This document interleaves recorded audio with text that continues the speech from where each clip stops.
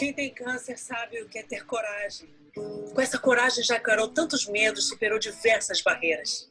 Agora, na pandemia, é hora de ter ainda mais força para seguir em frente. Então, se você está em tratamento, tem alguma suspeita ou precisa fazer exames de rotina, conversa com seu médico sobre o que é melhor para você nesse momento. Você tem que seguir em frente, tem que ter essa coragem, porque o câncer não faz quarentena. Saiba mais em cancernãofazquarentena.com.br e se cuide.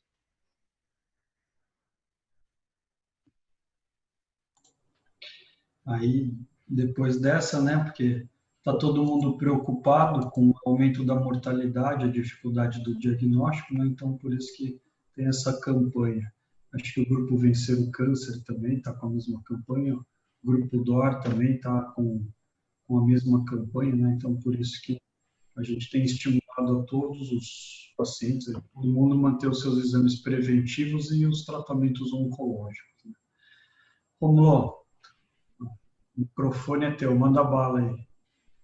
Vamos lá, vou compartilhar aqui então a tela, tá?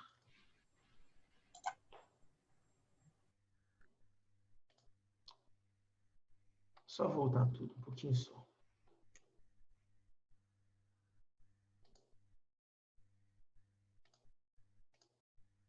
Vocês estão conseguindo enxergar, pessoal? Já está perfeito. Legal. Bom, queria agradecer o convite do Dr. Fuzita. Fuzita é amigo aí de longa data, como ele mesmo falou. Quando ele me chamou, né? Eu acho que fico longe de querer dar uma aula para alguém. Acho que talvez seja muito mais um bate-papo informal de pessoas interessadas em câncer de mama do que uma aula propriamente dita. Por quê? Porque talvez tenha algumas coisas, como tudo na medicina, acho que ninguém é o detentor universal do conhecimento e não dá. Talvez seja a minha opinião, vocês podem não concordar com algumas coisas. Eu acho que eu devo ter falado, se o pessoal estava escutando, né? Quando eu comecei com o Dr. Fuzita e com a Lia, eu morei em Manaus há alguns anos atrás, eu tenho um extremo carinho pelo Amazonas e por tudo que eu vivi aí no ano que eu morei. Eu tava lembrando aqui agora, estou meio com fome, eu estava lembrando do pão com tucumã, lá da Vieira Alves, ali do café do japonês. Eu não sei se existe aquilo ainda, mas é uma coisa que São Paulo tem tudo, menos o pão com tucumã, o x-caboclinho. Fica a sugestão para vocês, se quiserem montar a franquia em São Paulo, se são bem-vindos. Então, vamos lá, falar um pouquinho de câncer de mama. Então, a gente precisa sempre botar esse slide de conflito de interesses, tá? Eu dou algumas aulas para a indústria e eu sou investigador principal de alguns estudos, dentre eles o abemaciclib, tá? Que vai ser citado nessa aula. Perfeito? Então, eu tentei. Como era quando nós conversamos, né, Fuzita, a gente pensou em fazer uma aula meio que focada em mastectomia higiênica, sob a luz dos novos dados da ASCO e do que a gente tem de hormonoterapia para os pacientes metastáticos. O que eu pensei? Eu falei, vou tentar montar um caso, né, um caso que a gente viu algum tempo atrás, para ver se adequa, se vocês concordam com isso. Então, o que eu pensei? A gente tinha uma paciente, né, que nos procurou em março de 2017 com queixa de um nódulo palpável desde julho de 2016. Exame físico inicial, essa paciente tinha uma mama esquerda tumoral com uma úlcera de aproximadamente 10 centímetros, massa 10 centímetros, ulcerada e com axila dura, clinicamente N2. Foi biopsiada, era um carcinoma invasivo grau 3, tá? Estrogênio 90%, progesterona 90%, HER2 negativo, KM7 60. Estadiamento clínico para ela, naquele momento, ficou um T4C, N2 com metástases interrogadas. Fizemos os exames. O primeiro exame que nós fizemos dela, cintilografia óssea, já infelizmente acusou múltiplas lesões ósseas, tá? Esqueleto axial e bacia, padrão normal de disseminação do câncer de mama metastático. Captou em C6, C7, T6, L1. A despeito dessas lesões, ela não tinha tantas dores. Fazia uso de dipirona ocasional, não tinha qualquer sintoma de síndrome de compressão medular naquele momento. Vocês estão conseguindo me escutar? Eu tô. Isso também. Perfeito. Eu também tô. Bom, tomografia de tórax da paciente, múltiplas lesões pulmonares, mas também sem qualquer acometimento da função respiratória da paciente. Paciente eupneica e calma, saturando 100% em ar ambiente, em consulta ambulatorial. Fizemos ressonância de mama, e aí a gente vê, né, essa extensa lesão em mama esquerda, que não gera muita dúvida quanto às características malignas da lesão. A foto da paciente, eu tentei botar uma das fotos mais gritantes que eu achei, até para defender o meu ponto de vista aqui, tá? Não podia botar a lesão tão pequena.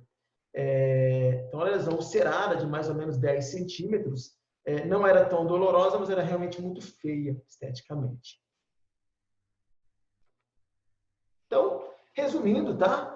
Paciente de 61 anos e amenorreia há 5 anos, previamente rígida, com tumor de mama esquerda, estrogênio e progesterona positivo, HER2 negativo, KM7 de 60%. Na admissão foi estadiada e nós vimos que tinham lesões ósseas no esqueleto axial apendicular e tinham algumas lesões pulmonares. Tinha ECOG-1, que fazia uso de dipirona ocasional para essas dores em coluna. Daí ficou, né? A gente tentou abrir o leque um pouquinho. Pô, o que a gente faz com essa paciente à luz dos dados de hoje? Quimioterapia paliativa sequencial, com preferência por antraciclina e taxano, tipo, começar uma quimio para ela com taxano, vamos ver como é que responde essa mama, vamos tirar essa paciente aí dessas lesões metastáticas, depois a gente começa uma linha hormonal para ela. Outra opção, combinar um inibidor da via da aromatase com um inibidor de ciclina, que é um tratamento mais moderno, nós vamos falar um pouquinho na frente. Outra opção, a paciente polimultimetastática, né? Não estava numa crise visceral propriamente dita, mas ela tinha vários pontos de doença, além de uma mama muito feia. Seria um absurdo nós fazermos poliquimioterapia para ela, tipo um TAC, né, docetaxel, com doxorubicina, ciclofosfamida paliativo, 4 a 6 ciclos. Tá. Mastectomia higiênica. Poxa, paciente com uma lesão desse vulto na mama, eupneica, será que não começaria a tirar essa mama? Então, como é que eu abordaria essa lesão, tá? Como é que nós faríamos? Eu tenho por costume, tá? Sempre que eu posso, sempre que factível, a gente sabe que não são em todos os lugares que a gente consegue fazer isso, mas eu costumo biopsiar as metástases, tá? A gente pega a lesão mais acessível, sem ser lesão primária, né? No caso seriam lesões pulmonares, nós fazemos uma biópsia, às vezes guiada por tomografia, ultrassom, o que for. Por quê? Porque que a gente tem que ter diagnóstico de neoplasia, tá? Ela tem um câncer de mama localmente avançado, tem uma chance gigantesca de ser metastática, mas quem garante que ela não tem um outro tumor? Linframênio ou algo assim que possa fazer uma lesão, um outro tumor. E aí a gente pode também, né, reafirmar o status do HER2 e dos receptores hormonais dessa metástase, porque se a gente lembrar, a gente chega a ter, por diferenças metodológicas ou por heterogeneidade tumoral, uma mudança do padrão de imunohistoquímica da doença metastática e do tumor primário até 30% das vezes, tá? Então, isso pode influenciar no manejo, a gente pode mudar a estratégia a depender da imunohistoquímica da metástase. Além disso, sob a luz também dos dados de hoje, porque a gente tem de mais moderno, a gente pode dosar o status do PI3K, tá? O PI3K é mutado em até 30%, 30% a 40% dos tumores de mama metastáticos. E, poxa, não é o tema da nossa aula de hoje, mas para os casos triplo negativos, super agressivos, dosar PDL1 e pensar em imunoterapia no futuro também é uma coisa cada dia mais em voga. Bom, como a gente tinha conversado, né, um dos temas da aula seria a mastectomia higiênica, que eu acho que eu não conheço todos que estão batendo papo com a gente nesse momento, mas acredito que tem alguns mastologistas no grupo. E aí veio, né, mais um estudo em que se abordou a realização de mastectomia para as pacientes metastáticas. Tá? A gente sabe que tem um estudo turco que foi positivo recentemente, mas para essa sessão plenária da ASCO 2020, eles randomizaram 258 pacientes que estavam com doença estável de 4 a 8 meses, e para esses pacientes eles dividiram em 2 braços. Um eles operaram e seguiam o tratamento sistêmico, a critério do investigador, e o outro eles só seguiam o tratamento sem abordar a mama. Endpoint primário sobrevida global, endpoint secundário qualidade de vida e taxa de controle ou progressão loco-regional. Vamos aos resultados. Então, sobrevida global do ECOG-ACRE aos 54 meses não teve significância aí entre os 2 braços, tá? Então, tudo foi negativo do ponto de vista de sobrevida global, que é o endpoint primário. Qualidade de vida, ele foi detrimental no começo, mas no final do estudo, aos 54 meses, eles viram que não alterou a qualidade de vida das pacientes operadas. E quanto à progressão loco-regional, o estudo foi bem interessante, porque ele chega a dar o dobro de chance de controle local. E aí vem aquela pergunta, poxa, então, conclusão do estudo, para a ASCO 2020, lá para a plateia de 20 mil pessoas, se a gente tivesse tido um congresso presencial, é que não tem benefício, né, de a gente fazer a mastectomia higiênica nos pacientes metastáticos. Poxa, mas aí a gente pergunta, né, eu acho que todo mundo já tem uma certa quantidade de trabalho. Quem nessa vida que não tem um paciente, às vezes oligometastático, às vezes polimetastático, ou que tem lesões grandes ou pequenas na mama e que em toda a consulta não arranja uma discussão conosco querendo tirar aquele tumor, né? Pacientes que toda hora que vão tomar banho têm que ser lembradas que eles têm lesões na mama, que eles são pacientes oncológicos. A gente tem muito disso. E eu acho que é uma das coisas que eu sempre falo para todos os meus pacientes, acho que já conversei, tenho roda de amigos, que eu nunca vou ser médico de câncer. Tá? O pessoal fala médico oncologista, legal esse nome, bonito, tal. Mas, na verdade, a gente é médico de gente, né? Acho que eu sou médico para tratar as pessoas. E toda vez que a gente tiver uma angústia desse ponto, eu acho que o paciente tem que ser operado. Tá? A gente não pode vender para essas pacientes que a mastectomia vai salvar a vida delas ou vai melhorar o desfecho oncológico delas, vão viver mais. Mas eu acho que tratar a pessoa como um todo, respeitando suas crenças, ideais, ainda é um dos nossos principais objetivos. Então, eu indicaria a mastectomia para uma paciente dessa. Por quê, Rômulo? Inclusive, porque hoje em dia, pelo que a gente tem aqui hoje em dia, vamos começar a falar um pouquinho do tratamento para uma paciente dessa que tem a lesão localmente avançada e algumas metástases sistêmicas. Então, nós não usamos mais a quimioterapia upfront. Talvez não seja o melhor tratamento hoje em dia. Operar a emergência de quimioterapia é difícil mesmo, mas com a hormonoterapia as coisas ficam mais fáceis. Então, como eu acho que tem aqui na nossa audiência, tem alguns cirurgiões, e apesar de eu ser oncologista clínica, ter aversão a bisturi, sangue, esse tipo de coisa toda, quem inventou a hormonoterapia, esse remédio, a classe de remédios que a gente está falando, foi um cirurgião. Tá? O cirurgião sempre resolveu na vida do clínico. Aí, no caso, desde 1896, quando esse cirurgião militar, George Gibson, publicou a primeira série de casos, que eles viram que, operando as pacientes metastáticas que tinham câncer de mama metastático, as pacientes tinham melhor desfecho. Tá? Ele publicou isso em 1896 e viu que tinha um grande sobrevida na época. Falar um pouquinho da história da hormonioterapia. Então, começou com Gibson, né, em 1896. Na década de 60, nós começamos a usar os estrógenos e andrógenos, que foram abandonados depois de um certo tempo por causa de muita toxicidade, principalmente os fenômenos tromboembólicos. Década de 70, tá? Começamos a usar os inibidores seletivos da recaptação do estrógeno, que é o tamoxifeno, o tolemifeno, Década de 90, nós evoluímos para os inibidores da via da aromatase.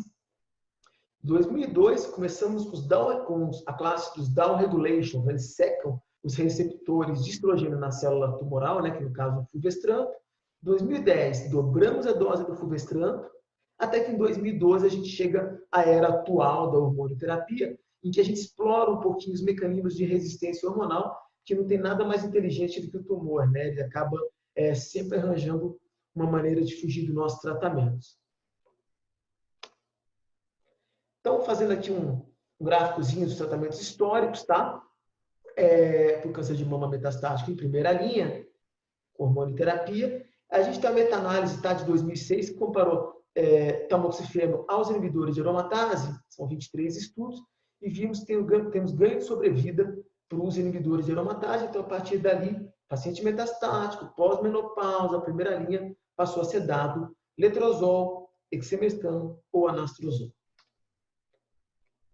2012, 2016, vieram 2 estudos, tá? Comparando o fulvestranto ao anastrozol. O fulvestranto, um down regulation dos receptores de estrogênio, contra o fulvestranto, que é um inibidor não esteroidal da aromatase.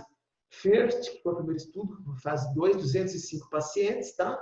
Ganho de sobrevida para o fulvestranto. E o FALCON, né, fase 3, com 462 pacientes, com ganho de sobrevida livre de progressão para o fulvestranto também.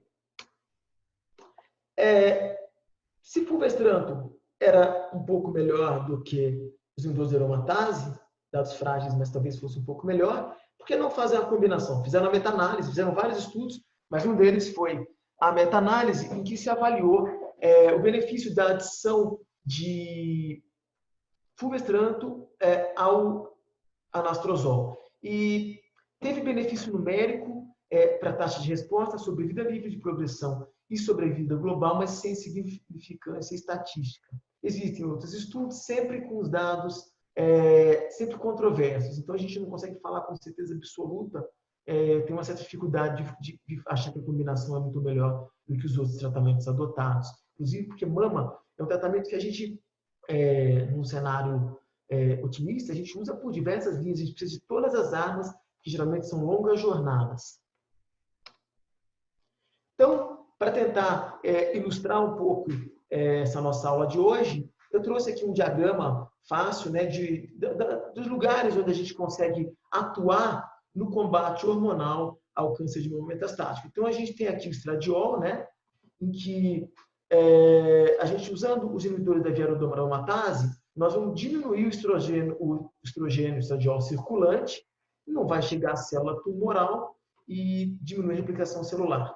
Podemos usar aqui um pouco mais embaixo, em azul, o tamoxifeno e o fulvestranto, que não vão agir no estrogênio circulante, mas eles vão agir nos receptores, tá? O fulvestranto seca o receptor, e o estrogênio e o tamoxifeno é um receptor seletivo, é um inibidor seletivo da recaptação do estrogênio, que também diminui as chances dos tumores crescerem. Aí, partindo agora para os novos tratamentos, nós podemos usar essa importante via recém-descoberta, tá? Tem menos de 15 anos, que é a via da PI3K-AKT-mTOR, onde nós temos 2 classes de ação, tá? Que são os inibidores de PI3K e os inibidores de mTOR, que vão ser falados um pouco mais na frente. Então vamos falar do que a gente tem de mais novo hoje em dia, o que vem mudando a história da oncologia mamária nos últimos anos, que são, no caso, o combate, a ação, né? São os inibidores de CDK4 e CDK6. Então, CDK4 e CDK6 são moléculas que vão inibir, quando inibe, né? Vão deixar a célula, quando a gente se lembrar, né, do ciclo celular, que a célula tem o G1S, G2M, ele trava a célula entre G1 e GS, G1 e S, impedindo a proliferação tumoral. Então, nós temos 3 drogas, tá, atualmente aprovadas para esse cenário, que é o palbociclib, primeiro tratamento, primeiro inibidor de CDK, ribociclib e abemaciclib. Então, esse é o estudo Paloma 2, tá? Foi publicado no New England em 2016. Foi o primeiro estudo, fase 3, e foi um estudo pivotal, né? Foi um estudo que mudou a prática clínica né, no tratamento de câncer de mama hormônio responsivo metastático, primeira linha. Tá? Então, um estudo com 666 pacientes em pós-menopausa, o endpoint primário sobre vida livre de progressão, endpoint secundário sobre vida global, taxa de resposta, taxa de benefício clínico. E como era o estudo? Tá? Eles randomizaram os pacientes em 2 braços, em que se usou palbociclib, que é um inibidor de CDK, por boca, tá? Nós usamos 3 semanas, paramos uma, associado ao letrozol contínuo. E no outro braço seria o controle, só com letrozol. Quanto aos dados, a gente pode ver aqui, intervalo livre de progressão foi bem superior para o braço intervenção. Tá? Nós tivemos 24,8 meses sobre vida livre de progressão para o braço controle. São 2 anos de paciente tomando o mesmo remédio sem progredir. Isso é muito mais que qualquer quimioterapia. Tá? Quanto à taxa de resposta, 55%. E taxa de benefício clínico para o palbociclib, 84%. Isso mudou nossa prática clínica. Tá? Esse foi o primeiro estudo. É a medicação que nós mais usamos atualmente. Eu, pelo menos, eu mais uso. Porque talvez seja um remédio que mais tem experiência. Né? Como foi o primeiro a ser lançado, a gente aprende a lidar um pouco mais com o palbo. Quanto aos eventos adversos, como é que funcionou isso? Poxa, Romulo, a hormonioterapia é super tranquilo, né? Você não precisa fazer nada, é só dar um remédio para o paciente e manda o paciente passear na Europa. Mais ou menos, né? Há quem diga que os inibidores de ciclina mudaram a prática clínica, estão salvando vidas, postergando vidas, melhorando a qualidade de vidas, mas nós perdemos aquele glamour, né? Da hormonioterapia, que a gente soltava o paciente para a vida dele. Com os inibidores de ciclina, a gente precisa ficar um pouco mais perto do paciente. Tá? Por quê? Principalmente por causa dos efeitos adversos. No caso do palbociclib, quanto à neutropenia. Tá? Ele fez neutropenia em 66% dos pacientes. O bom é que, apesar de ter feito neutropenia em 2/3 dos pacientes, ele não fez neutropenia febril com grande frequência. Então, menos de 2% dos pacientes tiveram neutropenia febril. Então, é um paciente que você vai começar a tratar e demanda a realização de exames periódicos com uma certa frequência. Então, o estudo foi positivo para o endpoint primário, tá? Sobre vida de progressão, e os dados de toxicidade são maiores para a toxicidade medular. Depois disso, tá? 2016 também, vem um segundo estudo com o inibidor de ciclina, um primo não fala primos farmacêuticos, né? Mas é uma molécula semelhante, que é o ribociclib, tá? Foi feito um estudo também com 668 pacientes, publicado no New England, muito semelhante ao Paloma 2, tá? Em que se estudou também o uso dos inibidores de ciclina CDK4 e CDK6 para o câncer de mama metastático, com resultados também muito semelhantes ao Paloma 2, tá? Intervalo livre de progressão em 18 meses, 63% para o braço intervenção, uma taxa de resposta objetiva de 52,7% e uma taxa de benefício clínico de 80%. Então, são estudos muito semelhantes, tá? Com um perfil de toxicidade também muito semelhante. Neutropenia 59% das vezes, também com uma taxa de neutropenia febril baixa, né? Que vem a afirmar, né, o benefício da classe, essa característica da classe dos inibidores de ciclina, do ribo e do palbo, que realmente eles tocam o hemograma, mas não é aquele desespero de causa. A gente não está fazendo docetaxel 100 mg por metro. Tá? Nós estamos fazendo inibidor de ciclina, que é uma nova classe de drogas e que, apesar da neutropenia, não faz tanta neutropenia febril. Também estudo positivo para o endpoint primário, com um perfil de toxicidade muito semelhante ao Paloma 2, nosso estudo pivotal. O outro inibidor de ciclina, tá? Que é o abemaciclib, foi feito um estudo publicado em 2017 no JCO, chamado Monarch 3, que a gente estudou 493 pacientes que tomavam. A diferença do Abema para os outros dois inibidores é que ele é usado continuamente, tá? Com o letrozol, a gente não faz aquela pausa de uma semana. Então, os pacientes tomaram 150 miligramas contínuo com letrozol ou anastrozol, a critério do investigador. 80%, quase 80% dos investigadores preferiram o letrozol. Quanto aos resultados, tá? Taxa de resposta objetiva 59%, muito parecido com os dois outros colegas, e taxa de benefício clínico de 79%. Eu estou falando muito rápido, gente? Não, tá ótimo. Não, tá perfeito. bom. Tá ótimo. Super claro. Tá tranquilo. Legal. Quanto aos efeitos contra a toxicidade, as coisas mudam um pouquinho com a abemaciclib, tá? Vocês podem perceber que ele fez um pouco menos de neutropenia do que os outros dois concorrentes, tá? Em contrapartida, ele teve diarreia em 10% das vezes. E aí vem uma coisa que as pessoas ficam bravas comigo, mas eu preciso falar porque eu estou entre amigos aqui. O que acontece? 10% só dos pacientes tinham diarreia, tá? Grau 3, grau 4. Diarreia é um evento manejável, ok. Mas você imagina uma pessoa tomando o abemaciclib por 2, 3, 4 anos, até mais às vezes. Esse paciente tem uma urgência fecal que talvez suje a roupa uma vez por semana. Será que esse evento é tão aceitável assim? Né? Então, ele tem um perfil de toxicidade que parece ser melhor, mas assim, ele tem que ser usado com parcimônia. Não acho que ele seja melhor que os outros. É só a gente tentar escolher, frente a nossos pacientes, as particularidades de cada paciente, qual seriam os efeitos colaterais mais fáceis de manejar para aquela pessoa, né? Que menos a incomodasse. Então, o estudo também foi positivo para o endpoint primário, sobrevida livre de progressão, com dados com resposta muito parecida com os outros dois estudos.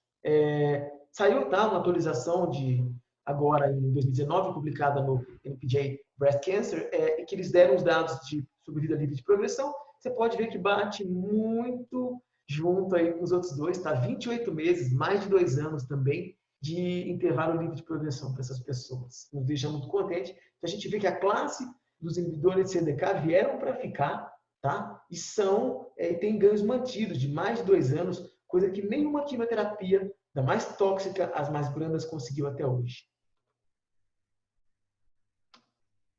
Então, uma comparaçãozinha aqui, tá? Entre os 3 grandes estudos de primeira linha para os inibidores de ciclina, nós temos o Paloma 2, Monalisa 2, Monarch 3, tá?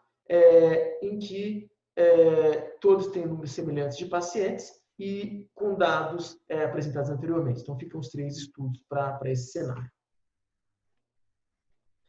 O que eu venho falar é quanto à taxa de resposta. A taxa de resposta é uma coisa que me fascina.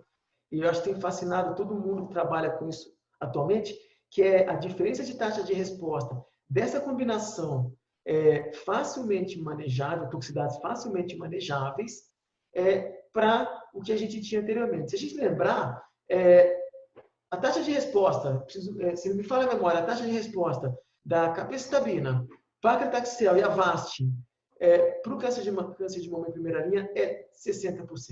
Tá? Então, isso é uma quimioterapia pesada. Xeloda com taxol, neuropatia periférica, síndrome de Malpé, hipertensão, risco de sangramento, dava uma taxa de resposta quase igual a qualquer um dos nossos inibidores de ciclina com o inibidor da aromatase em primeira linha. Isso, para mim, é fascinante. São pacientes que vão conseguir viajar, são pacientes que vão conseguir ficar com cabelinho, são pacientes que vão conseguir levar uma vida muito mais normal do que eles tinham uma quimioterapia daquele vulto, tá? E com um tempo de duração muito maior.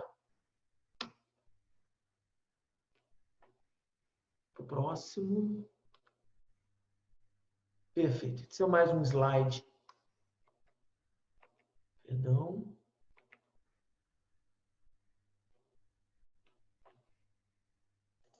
Bom, mais um slide de comparação, tá? Entre os efeitos adversos dos 3 remédios, como eu havia falado, toxicidade grau 3 igual a 4 são semelhantes no palbo e no ribo, um pouquinho menor na abemaciclib. Neutropenia maior no palbo e no ribociclib.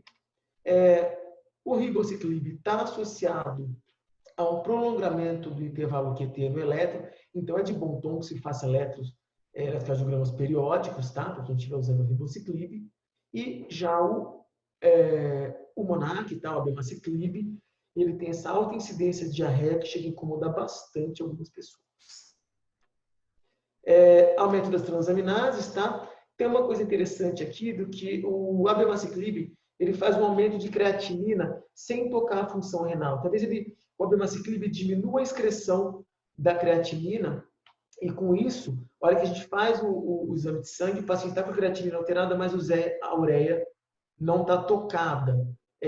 O que deixa as pessoas um pouco preocupadas de início, mas depois a gente vê que foi um efeito da droga. Bom, então essas seriam as primeiras linhas normais, né? O que seria uma alternativa para a primeira linha aí, né, dos inibidores de ciclina, junto com os inibidores da aromatase? Nós temos o estudo MONALISA 3, que é uma sequência dos estudos com o ribociclib, em que se testar em 726 pacientes, o Slamon publicou no JCO, tá, em 2018, ribociclib na dose de 600 mg contínuo, associado ao fulvestranto. E viu, olha que interessante, que tinham ganhos, tá, de progression free survival muito semelhantes aos inibidores da aromatase, o que corrobora com os outros dados que nós tínhamos lá atrás, né? Talvez inibidor da aromatase e fulvestranto tenham uma ação e taxa de resposta, sobrevida e de progressão muito parecida. Então, quando a gente associa com o inibidor de ciclina, as coisas acabam ficando meio iguais, tá? Taxa de resposta objetiva de 40%, com benefício clínico em 69% dos pacientes. Quanto à toxicidade, talvez tenha sido um pouquinho melhor. Por quê? Porque o fulvestranto assim, a meu ver, é um remédio um pouco mais tóxico, uma classe de remédios um pouco mais tóxico do que os inibidores de aromatase. Acho que todo mundo que tem experiência com fulvestranto demora um tempinho para lembrar de um paciente que passou mal com fulvestranto, sem ser as dores locais. Então, talvez por isso nós tenhamos aí uma taxa de eventos adversos um pouco menor nesse trabalho. Então, o estudo foi positivo para o endpoint primário e aparentemente independente do benefício em uso de primeira linha ou terapia hormonal. Atualização, tá, publicada agora em 2020 desse mesmo estudo, a gente vê que ele já tem dados maduros sobre vida global, tá, sendo positivo em segunda linha. Então, após atualização, né, o estudo foi positivo para o seu endpoint secundário para a população geral, teve ganho de sobrevida a favor do ribo com fulvestranto, sem novos eventos adversos. Então, eu acho que vem mais um estudo para consolidar aí essa nova classe de drogas, são os inibidores de CDK, junto com uma terapia hormonal. Como a gente não podia deixar de falar, na ASCO 2020, tá, teve uma sessão oral em que o estudo Parzival. Esse estudo foi bem interessante, porque ele comparou, tá? Foi um estudo fase 2, com 486 pacientes, que eles compararam o palbociclib, o inibidor de ciclina, com o letrozol e fulvestranto, para tentar embasar aquilo que nós tínhamos visto no estudo antigo, tá? Então, nós vimos que não houve diferença no uso do inibidor de ciclina palbociclib, né, nosso primeiro inibidor, já conhecido, com letrozol, inibidor da aromatase, ou fulvestranto. Então, isso vem corroborar uma análise. Inibidor de ciclina com tratamento hormonal igual a ganho sobre vida livre de progressão, benefício clínico para nossos pacientes metastáticas em primeira linha. Então, não demonstrou diferença. E quando se fala em segunda linha, o que a gente tem em segunda linha, né? Poxa, Romulo, você falou que era uma grande corrida e você botou tudo de primeira vez? Calma. Então, tentei fazer essa tabelinha, eu acho que isso daí é sujeito a críticas, né? Mas é uma maneira que eu costumo pensar. Acho que talvez não exista um tratamento sequencial padrão atualmente. O que a gente precisa considerar os tratamentos prévios, tolerância do paciente a tratamentos anteriores, o ECOG, né? Cada um conhece seu paciente mais que ninguém. E comorbidades. Uma outra coisa, nós temos o status do PI3K, nós já fizemos uso prévio dos inibidores de ciclina, nós temos disponíveis os inibidores de mTOR, tá? E o que o paciente vai usar em seguida, que são os inibidores de aromatase, fulvestrant ou exemestano. Então, nós temos aqui, tá, um dos slides falhou um pouquinho, mas esse estudo Paloma 3, tá? Se me falha a memória, é New England de 2016, estudo de segunda linha, tá? Com 521 pacientes, que eles compararam palbociclib e fulvestranto, com fulvestranto sozinho em segunda linha, dividiram entre coortes, né, de PI3K mutado ou não, e em todas as coortes ele foi positivo para o intervalo livre de progressão, tá? 9,9 versus 4,6, 9,5 vezes 3,6 para o tratamento intervenção. Então, estudo positivo para a segunda linha. Quando nós temos análise final do Paloma 3, taxa de resposta, 19% de taxa de resposta para a nossa intervenção, né, que é o palbo com o fulvestranto, e taxa de benefício clínico de 67%, em 67% dos pacientes.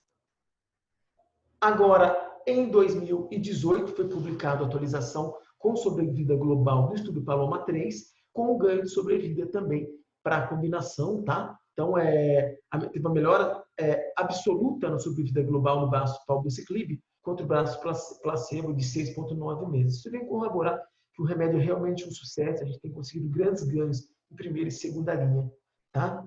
Então, já estou falando aqui, acho que mais ou menos meia hora, e ninguém falou em quimioterapia, né? Então, cada vez mais aquela ideia de operar aquela paciente, ficar apavorado e operar aquela paciente, cai por terra, ou passa a não ser tão bizarra.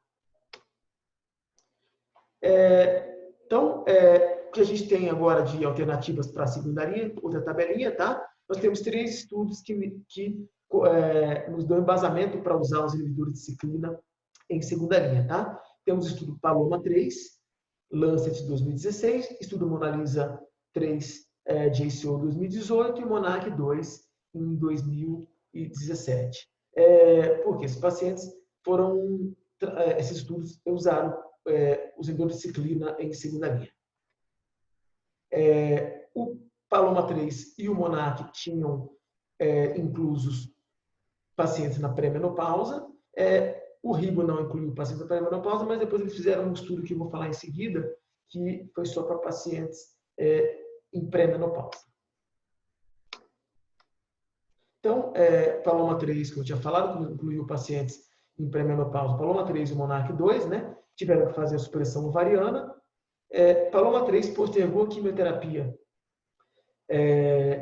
de 17 meses, quase dobrou o tempo livre de quimioterapia para esses pacientes, mais que dobrou, né?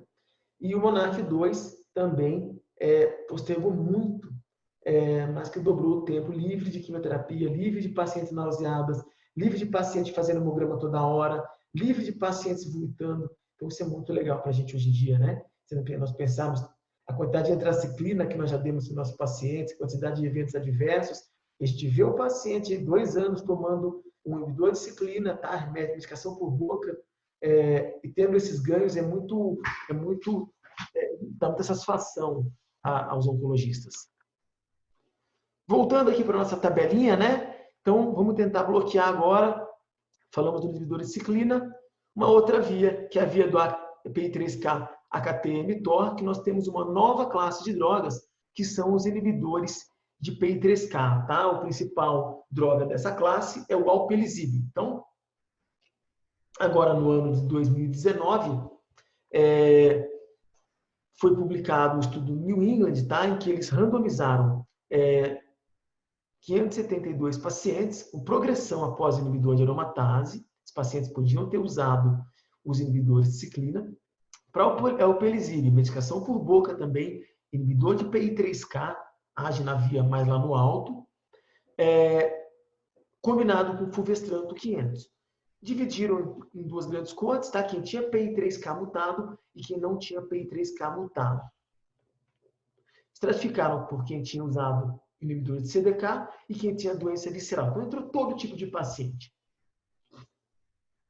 Então, aí, os dados, tá? Então, o estudo foi positivo para sobrevida livre de progressão de 11 meses versus 5,7.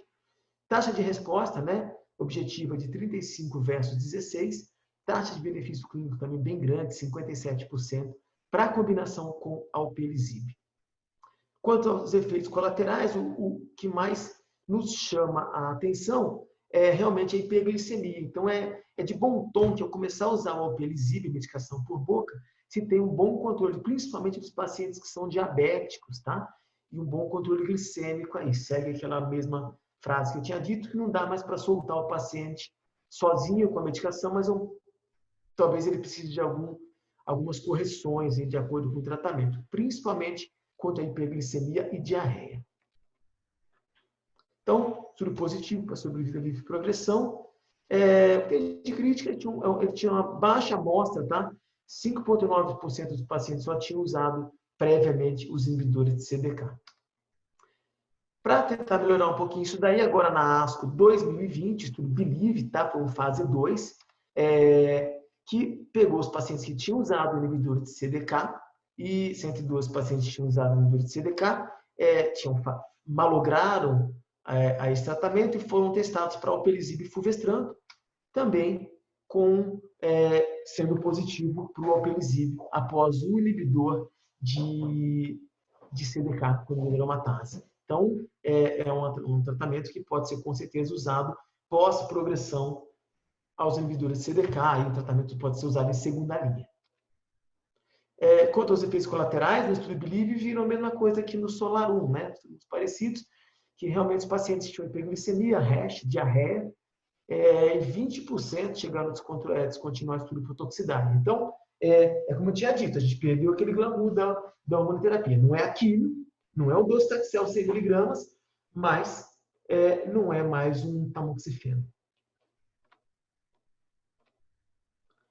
Então, uma vez que nós falamos do alpelisib, vamos tentar falar um pouquinho da nossa bloqueando a via um pouquinho mais para baixo, um estudo um pouco mais antigo, que é tentar usar os inibidores de mTOR. Os inibidores de mTOR são remédios, o everolimus, né?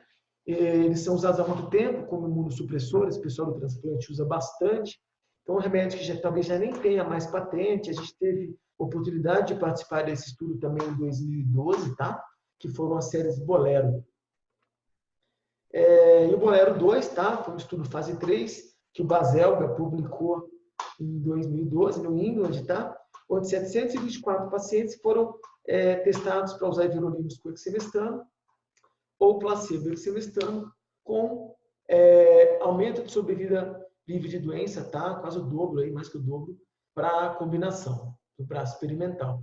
O grande problema do hexamestano com o everolimus é a mucosite, tá? Os pacientes reclamam demais de mucosite.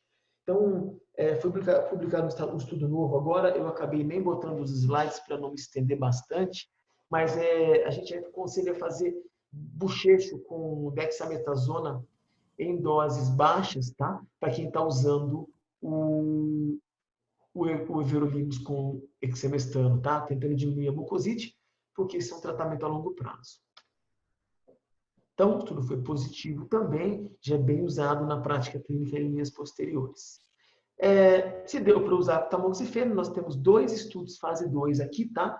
Que é o TANRAD e o PRE 01022, que eles usaram tamoxifeno com everolimus e fulvestrant com everolimus, tendo resultados positivos também. Então, são combinações plausíveis.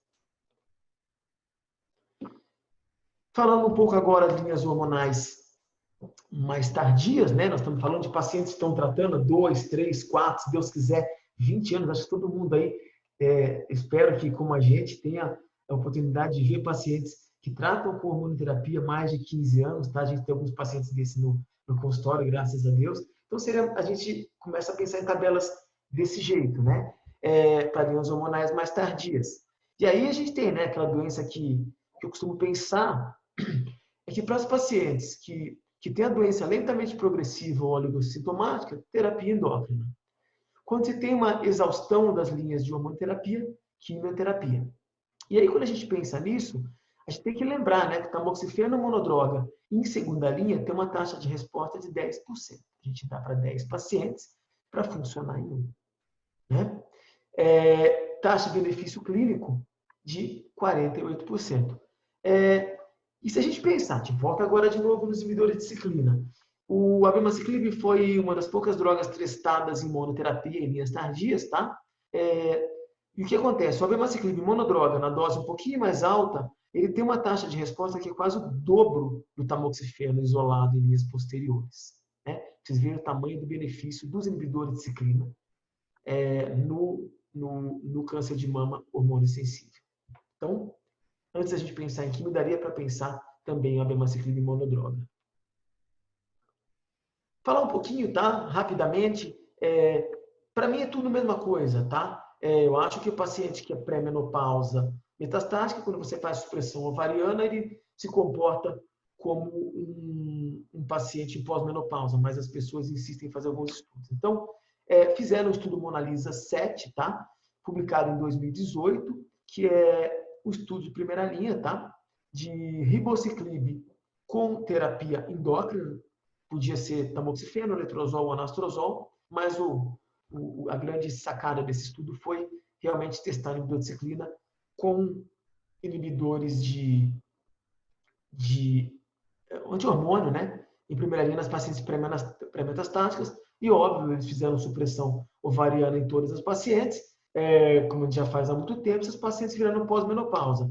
E os dados são muito semelhantes, né, ao que nós tínhamos das pacientes em pós-menopausa, 28 meses, intervalo livre de progressão, bate com os outros estudos de anti-hormônio com inibidor de ciclina, tá? Taxa de resposta de 50%. Mas fizeram um estudo, foi publicado, New England, é lindo, parabéns aos autores. Quanto aos eventos adversos, muito semelhantes também.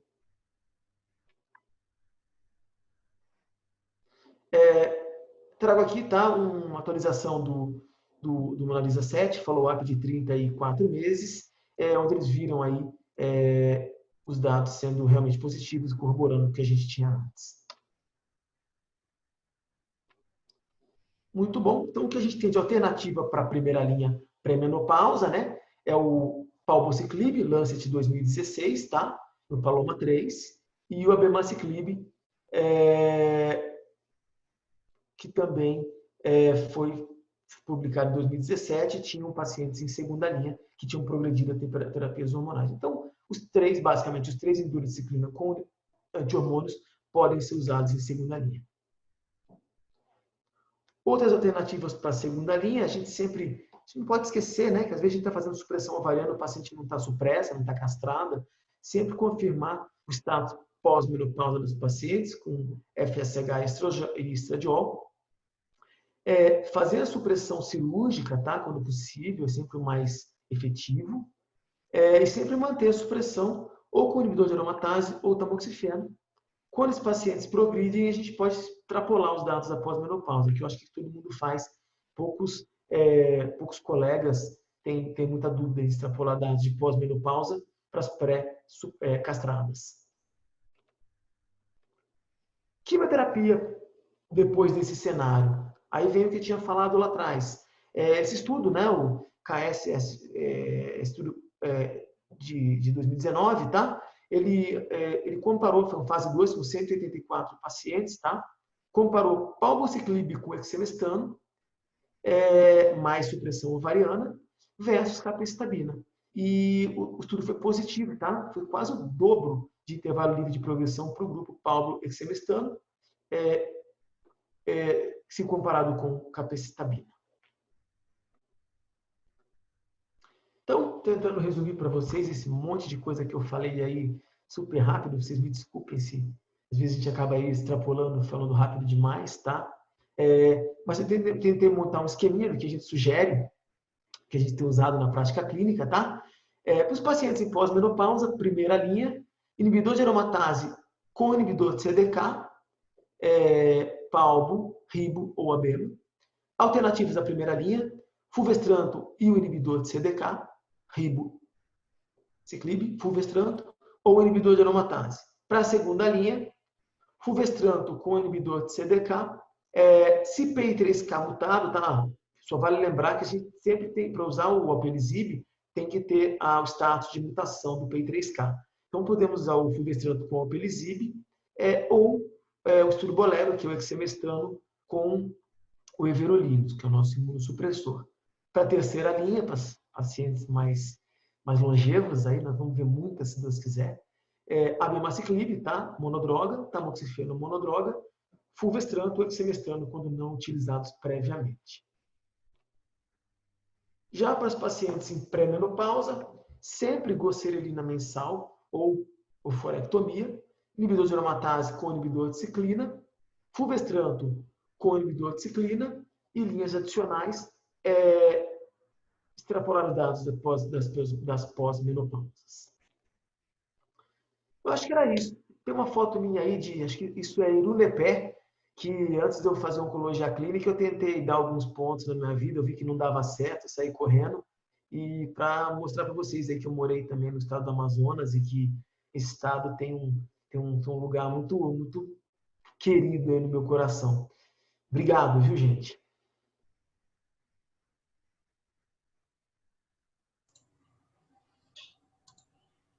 E, pessoal, alguém tem alguma dúvida? Alguém quer fazer algum comentário?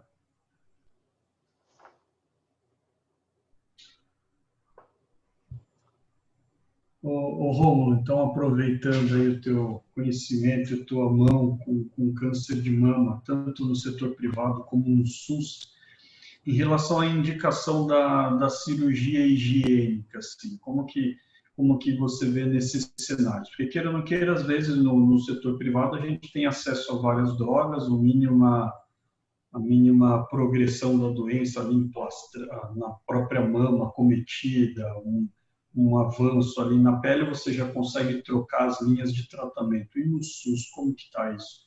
É muito difícil? Num cenário ou no outro, você indica mais cirurgia higiênica ou não? Como que é? Isso. O que acontece? A gente não pode mentir e falar que a gente faz no privado o que nós fazemos no serviço público. Né? Seria hipocrisia da minha parte falar uma coisa dessa. Na minha prática privada, eu tendo a indicar mastectomia, se o paciente concordar e não for atrapalhar o tratamento sistêmico, tá? Eu faço isso de rotina. Já no serviço público, tá? Nós temos tido discussões individuais. Nós tivemos um caso em que não foi, no caso, um carcinoma comum, né? Foi um adenoide cístico de mama, que tinha múltiplas lesões pulmonares, o pulmão dela era horroroso, em que se fez mastectomia e reconstrução com o paciente em tratamento oncológico. E a gente tende a operar no público, é uma discussão multidisciplinar junto à mastologia do HC, mas os casos que estão incomodando demais, que estão sangrando, ou que estão trazendo algum tipo de malefício para aquele paciente, a gente opera. Isso não é a nossa conduta padrão, nós sabemos que não tem ganho, mas caso a caso é super factível de se operar. Mas assim, sempre pensando no controle local, né? Tem alguma particularidade? Sim. Mas tem alguma particularidade na cirurgia? O pessoal faz alguma coisa mais estendida ou mais econômica? Só tira a área lesionada? Como que é? Isso varia de caso a caso também, tá? Teve uma paciente oligometastática, tá? A paciente tinha uma meta óssea, tinha um tumor de mama de uns 8 centímetros, em que a gente até reconstruiu. E radiou.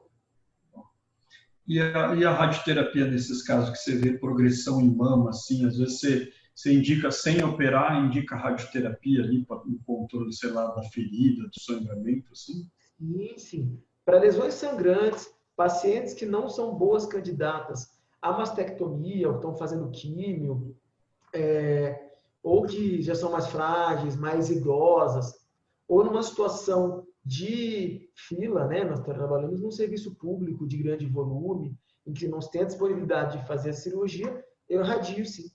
Para sangrantes eu irradio todas, né? Para as ulceradas. Mas mesmo para uma paciente um pouco mais idosa, com tumor de mama não sangrante, a gente às vezes irradia.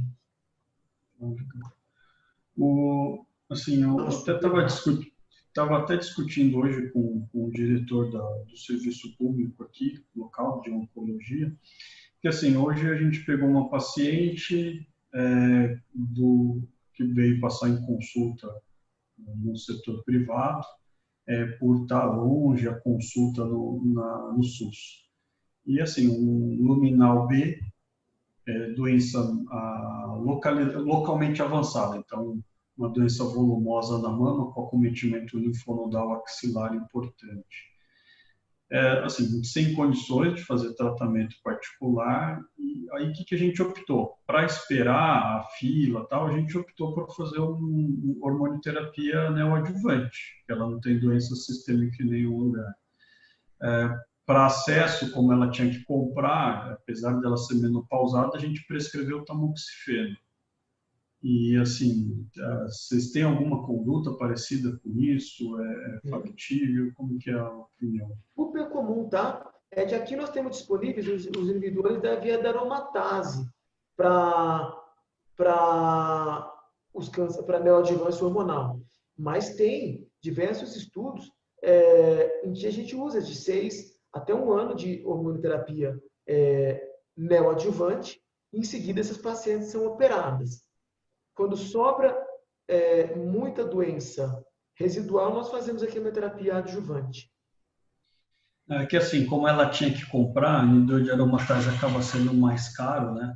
Fora isso, também a paciente é obesa, então por isso que a gente optou por tamoxifeno. Mas assim, mas no meio da pandemia...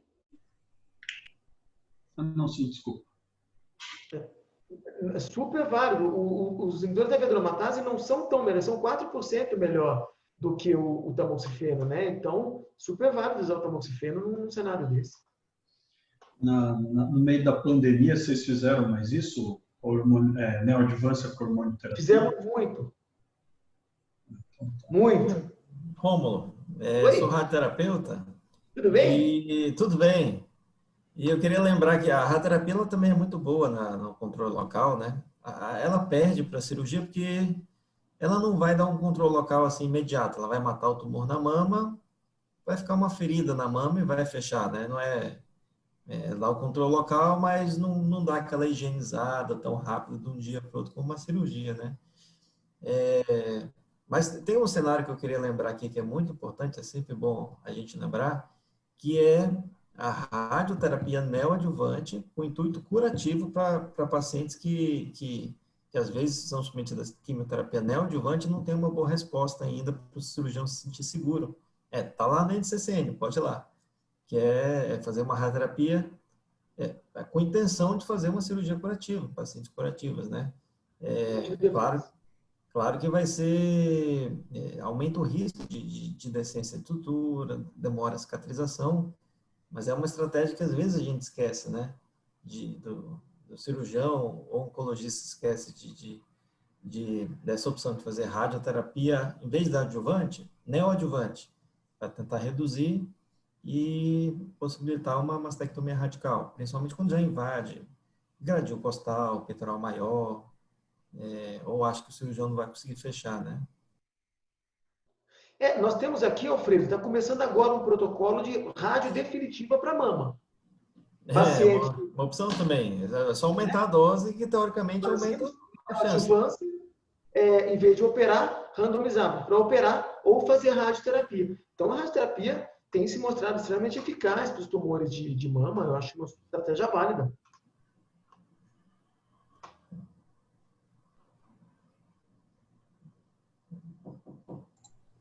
Legal. O pessoal aí, os residentes, o pessoal da cirurgia, da mastologia. Oi, doutora, pode falar. Não, sobre essa história da radioterapia, né, adjuvante, lá no SECOM, eu sou do serviço público, né? A gente pega muitos tumores enormes, abscedados, é horrível, sangrante, e nem sempre eles vão responder a químio, né? Às vezes a gente termina, tem muito tumor. A minha dificuldade é só o Alfredo que aceita meus pacientes para fazer radioterapia concomitante com químio, com xeloda ou sem xeloda, para tentar diminuir, para dar uma melhor chance para a cirurgia, entendeu? Então, só apoiando aí o Alfredo, realmente é uma opção muito válida. E os pacientes que fazem rádio, eu consigo irradiar, eles vão para uma cirurgia bem melhor e diminui muitas chances da recaída local. Eu tenho visto muita recaída local pós-mastectomia nesses tumores grandes. Teve até aquele randomizado que randomizou o CFF, a quimioterapia CMF concomitante com rádio, junto, né? Ou sequencial. E concomitante, na cenário adjuvante, aumentou o controle local, né? Então, teoricamente, dá para puxar para o neoadjuvante, não só nos casos de pacientes que foram indicados essa quimioterapia mais branda, né? E a gente tem a postura, foi um estudo feito pelo pessoal de Barretos, né? Então, a gente tem alguns casos aqui que a gente tem feito CMF concomitante com radioterapia. Então, às vezes, local, né? Juntar. Às vezes, para vocês, no serviço público do Amazonas, vocês têm acesso a antraciclina e taxano na neoadjuvância? Sim, temos. Temos acesso a quase tudo. A trastuzumab, que a gente tem. É raro faltar, muito raro faltar remédio. E a gente pode usar. O SECOM tem essa característica que o gestor, ele não proíbe a gente de usar nada. Se a gente tiver indicação, a gente pode mandar, comprar. Doutora, e aproveitando, você... Não, desculpa, pode falar. Há muitos anos atrás, quando eu estava no outro serviço público, a gente não tinha taxano para fazer na neoadjuvância. Isso atrapalhava um pouquinho a neoadjuvância, os resultados, né? De fazer a neoadjuvância só com antraciclina. Doutora, e o pertuzumab, né? Porque foi liberado pela Conitec, vocês estão usando no SUS já aqui em Manaus? Algumas situações, sim, né? Não dá para ser para todas, mas, por exemplo, trastuzumab, o SECOM foi o primeiro hospital público do Norte, mesmo antes de ter autorização, tudo o que a gente já tinha, isso há 15 anos atrás.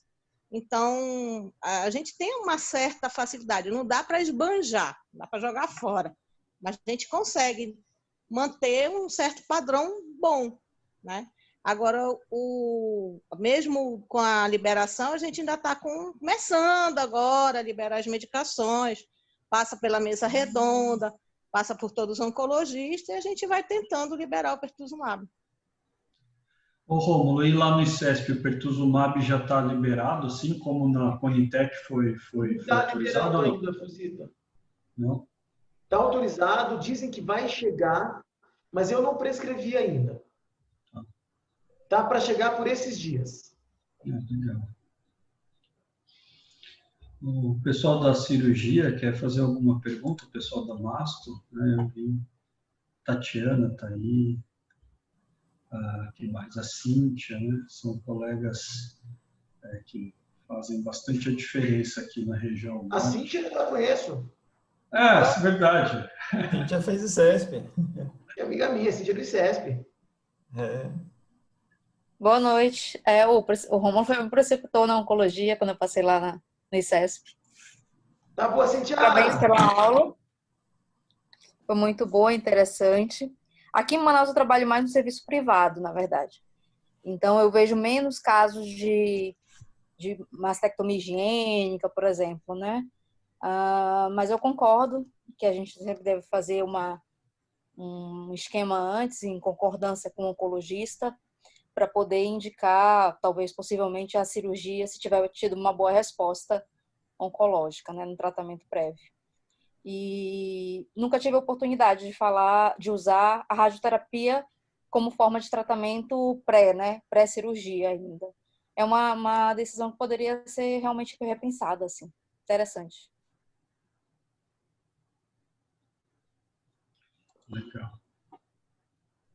Alguém mais quer fazer alguma pergunta? Rafa, você perdido aí no meio de Campinas, quer fazer alguma pergunta para o doutor Rômulo? Não, doutor. Pedir emprego para ele. Pois é, como ainda estou aprendendo, gostei da aula, mas ainda estou sem dúvidas. Aí, então, assim, quer fazer alguma consideração final aí, Rômulo? Porque eu ia pedir para todo mundo abrir a câmera para a gente tirar uma foto aí de todos juntos da nossa reunião. Eu acho que não. Eu queria agradecer demais vocês, viu? É bom demais ver o pessoal aí. Agradecer o convite de coração e falar que eu realmente a pena ia ter me impedido de ir para aí pessoalmente, mas a gente ainda vai, com certeza. Show de bola. Então, obrigado de novo, Rômulo. Obrigado, pessoal da Pfizer, né, Ana Raquel, por essa oportunidade por permitir essa reunião. Obrigado a todos os presentes. Então, se possível, né, se os trajes permitirem, todo mundo que puder abrir a câmera para a gente tirar uma fotinho aí do nosso grupo aí de mano. Vou contar até 3 aqui, aí eu tiro o print da tela e eu vou tirar uma no celular também, tá? Tá, já. Então vamos lá. 1, 2, 3. Opa, peraí, que alguém abriu a câmera de última hora. Eu vou tirar de novo. Vamos lá. 1, 2, 3. Foi, deixa eu tirar a foto da tela aqui. 1, 2, 3.